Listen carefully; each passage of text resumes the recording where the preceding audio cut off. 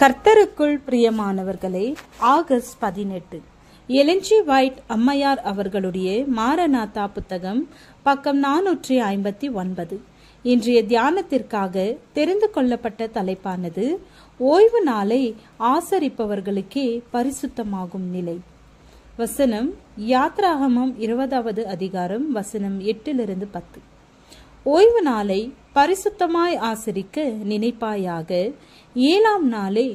ஏழாம் நாளோ உன் தேவனாகிய கர்த்தருடைய ஓய்வு நாள், அதிலே யாதொரு வேலையும் செய்ய வேண்டாம்.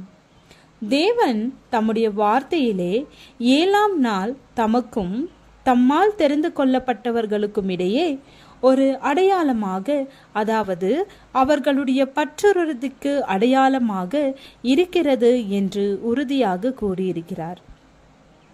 7ஆம் நாள் தேவனால் தெரிந்து கொள்ளப்பட்ட நாள்.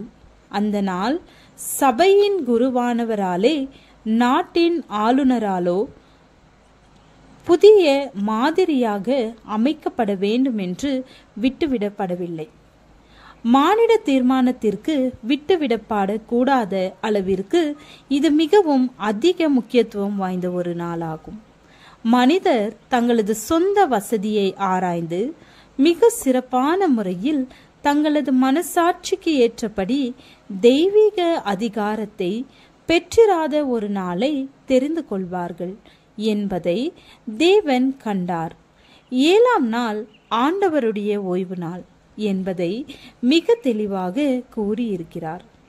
தேவனுக்கு சொந்தமான இந்த உலகத்திலுள்ள ஒவ்வொரு மனிதனும் அவரது அரசாங்கத்தின் சட்டங்களுக்கு அடியில் இருக்கிறான்.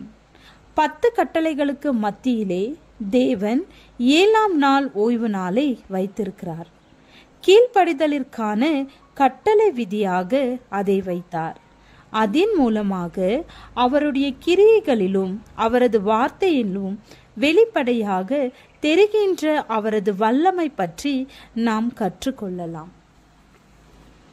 பரிசுத்தத்தின் ஒரு சிறிய ஆதாரத்தையும் பெற்றிராத நாளை தாங்கி நிறுத்தி, அந்த நாளில் நாங்கள் அவரை தொழுது கொள்ளுகிறோம் என்று கூறுவதை விட வேறு எந்த விதத்திலும் தேவனுடைய ஊழியத்திற்கும் அவரது பிரமாணத்திற்கும் மிகவும் தீர்மானமான விதத்தில் எதிர்க்கும் நிலையில் மனிதர் தங்களை வைத்து கொள்ள முடியாது. தேவனுடைய பரிசுத்தமான ஓய்வு நாளிற்கு பதிலாக இந்த போலியான ஓய்வு நாளை ஆசரிக்க வேண்டும் என்று கட்டாயப்படுத்தி, மெய்யான ஓய்வு நாளிற்கு மேலாக போலியான ஓய்வு நாளை கனப்படுத்தி, இவ்வாறு பிரமாணத்தை கேடடைய செய்து தேவனுக்கும் மேலாக தங்களை உயர்த்துகிறார்கள். ஒரு பொய்யான ஓய்வு நாளிற்காக தேவனுடைய பரிசுத்த இளைப்பாறுதலின் நாளை புறக்கணித்து தங்களை கிறிஸ்தவர்கள் என்ற பெயரால் அழைத்து கொள்பவர்களால் பரிசுத்தமாகுதல் உரிமை கோரப்படுகிறது. அவருடைய கற்பனைகளுக்கு கீழ்ப்படிந்து அவரை மதிக்கிறவர்களுக்கு மாத்திரமே அவரிடமிருந்து வரும் பரிசுத்தமாகுதல் வழங்கப்படுகிறது. தொடர்ந்து மீறுதலில் நீடித்திருப்பதால் உரிமை கொண்டாடப்படும் பரிசுத்தமாகுதல் ஒரு போலியான பரிசுத்தமாகுதல் ஆகும். இவ்வாறு மார்க்க உலகம் தேவனுக்கும் மனிதனுக்கும் எதிராளியான சாத்தானால் வஞ்சிக்கப்படுகிறது. மனிதர் அநேக கண்டுபிடிப்புகளை நாடி இருக்கிறார்கள். தேவன் கொடுக்கும் பரிசுத்தத்தினால் சிறப்பிக்கப்படாத எந்த பரிசுத்த தனி சிறப்புரிமைகளாலும் அணி செய்யப்படாத ஒரு சாதாரண நாளை எடுத்து கொண்டிருக்கிறார்கள். அதை ஒரு பரிசுத்த நாள் என்று உறுதியாக கூறி அறிவித்திருக்கிறார்கள். ஆனால் இந்த செயல் பரிசுத்தமாகுதலின் ஒரு சாயலை கூட கொடுக்கவில்லை.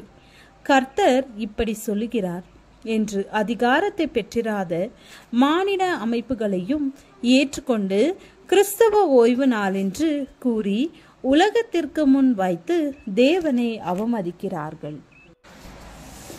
ஜெபம். அன்பின் தேவனே, நாங்கள் எங்கள் பாவங்களிலிருந்து மனம் திரும்பி புது சிருஷ்டியாய் மாற உதவி செய்யும். ஆமென்.